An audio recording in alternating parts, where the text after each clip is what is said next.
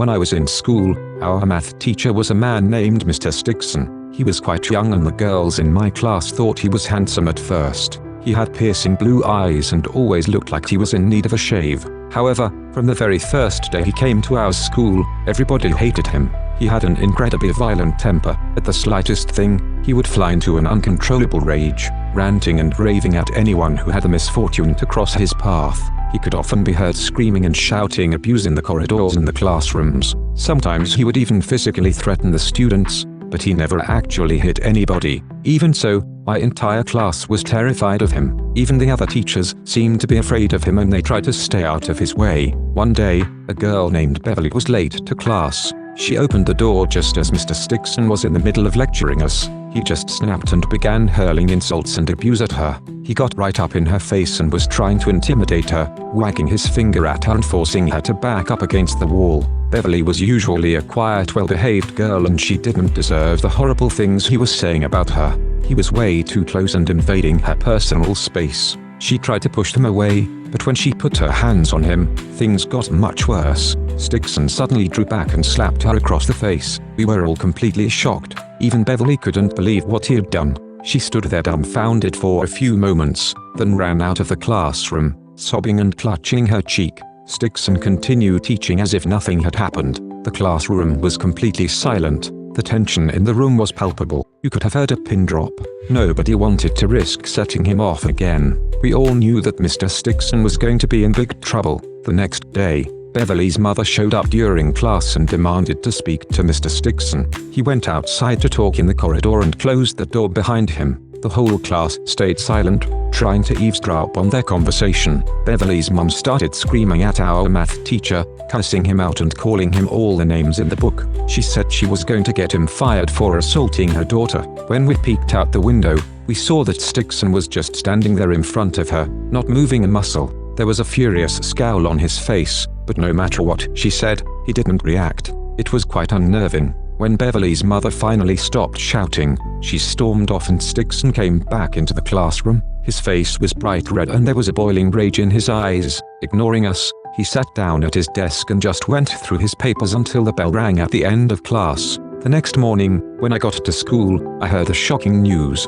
When Beverly and her mother had been driving home the day before, they had been involved in an accident. Their car crashed into a telephone pole. The mother was killed on impact and Beverly was in a coma. I was horrified. Some of my classmates were crying. Others just sat at their desks in stunned silence. Everyone was devastated. Everyone, that is, except Mr. Stigson. He spent the entire day with a huge grin on his face. I had never seen him so happy. It was as if he was delighted by their misfortune. I never imagined the truth. A few weeks passed and gradually everything went back to normal. One day, during math class, a cell phone went off. Mr. Stigson went crazy and started running around the classroom, demanding to know whose phone was ringing. When he eventually found the source of the disturbance, he grabbed a boy named Jared by the throat and pulled him out of his seat.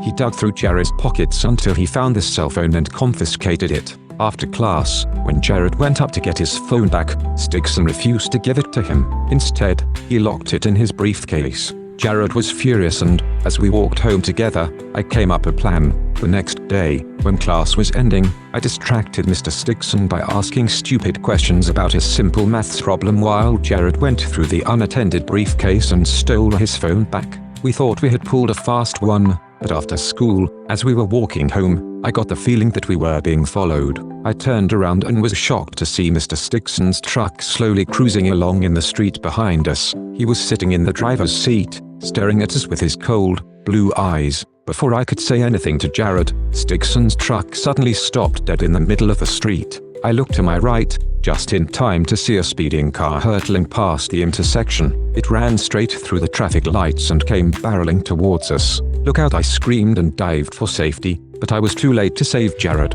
The car smashed into him, throwing his body into the air. It was horrible. I lay on the ground, dazed and confused. When I looked around, I saw Jared's broken and bloody body lying in the middle of the road. He wasn't moving. Stigson's car was nowhere to be seen. An ambulance showed up a few minutes later and took Jared to hospital, but there was nothing the doctors could do for him. An hour later, he was dead. It was a few days before I was felt well enough to return to school. Witnessing the accident was incredibly traumatic. In maths class, Stigson just glared at me, never saying a word. He never mentioned anything about the accident or Jerry's death. However, he did have a sly smile on his face. One evening, I got a call from Beverly, which really surprised me. She was still in hospital, recovering from her injuries, but she had come out of her coma and was well enough to speak on the phone. She said that she had heard about Jerry's accident and asked me if I had been with him when it happened. I told her that I was with him, and then I told her that Stigson had been there as well. I knew it, she cried. Just before my mother swerved off the road and hit the telephone pole, I saw something. I looked out the window and saw a truck in the lane next to us. Mr. Stigson was in the driver's seat. The rest is just a blur, but I remember him clearly. He was just staring at us. Basically, she said Stigson had somehow caused the accident. I didn't know what to think. It all sounded so crazy, but if Stigson was at the scene of both accidents, he had to be involved somehow. It was too much of a coincidence. Beverly told me to watch out for Stigson. She said he was dangerous and I could wind up being his next victim. I didn't know what to think. The next morning, when I left for school, there was a pickup truck parked at the end of the street. It was Stigson's truck. I couldn't see the driver, and as I approached, the truck's engine started up and it roared off down the street. It was enough to freak me out. I became a nervous wreck. At night, I would look out the window and see Stigson's truck parked outside my house. Sometimes, he would allow me to see him, sitting in the driver's seat, staring at me with those cold blue eyes. He was trying to intimidate me. After a while, it became obvious that there was something wrong with me. I lost my appetite and seldom ate a thing. I began to lose a lot of weight. I rarely managed to get any sleep, and when I did, my dreams were plagued by thoughts of Stigson. My parents assumed I was struggling in school, and eventually, Mr. Hawthorne, my science teacher, stopped me in the hallway and told me he wanted to see me in his office. "Is there anything you need to tell me about?" he asked. "Something you need to get off your chest? Something involving Mr. Stigson, perhaps?" My jaw dropped. I just nodded. Everything came pouring out. I told him about my suspicions that Mr. Stigson was involved in the accidents. When I finished, Mr. Hawthorne had an odd look on his face. I sat there, expecting him to call me crazy and throw me out of his office. Instead, he patted me on the shoulder and told me that he believed me. He said that, a few years ago, he and Mr. Stigson had been teaching at another school. He also revealed that there had been a couple of very strange accidents at the school during the time Mr. Stigson had been teaching there. Initially, there were problems with vandalism. A few students broke into the classrooms and spray-painted graffiti on the walls. They also broke into the teachers' desks and stole some equipment. The last classroom that had been broken into was Mr. Stigson's. The next day, 3 students had been killed in a horrific car crash. Some of the items that had been stolen from the teachers were found in the trunk of the car, and there was a can of spray paint lying in the back seat. It was obvious that they had been the ones who vandalized the school. Everyone at the school was horrified, all except Stigson. Mr. Hawthorne grew suspicious when he saw how happy and pleased Stigson became when he learned about the accident. Some time later, the school had to let several teachers go. Mr. Hawthorne and Mr. Stigson lost their jobs. The next day, the school administrator who made the cuts was hit by a car. He later died in hospital. Mr. Hawthorne said that when he left the building, he saw Stigson standing in the doorway, just staring at administrator. He described the same cold, seething glare I had seen. He told me that he had been keeping an eye on Stigson ever since. I was astonished and didn't know what to say. I told Mr. Hawthorne that we had to do something.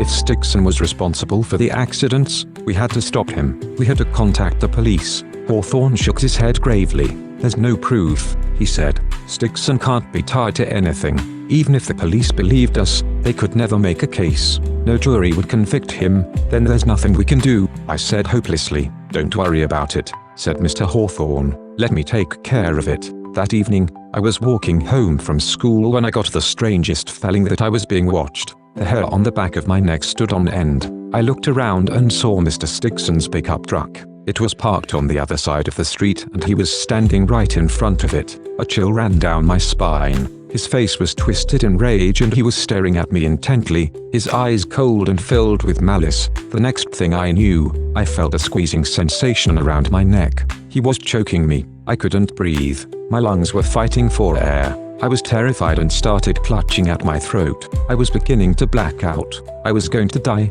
Then I heard a terrible sound. It was a deafening screech, followed by the crunch of metal on metal.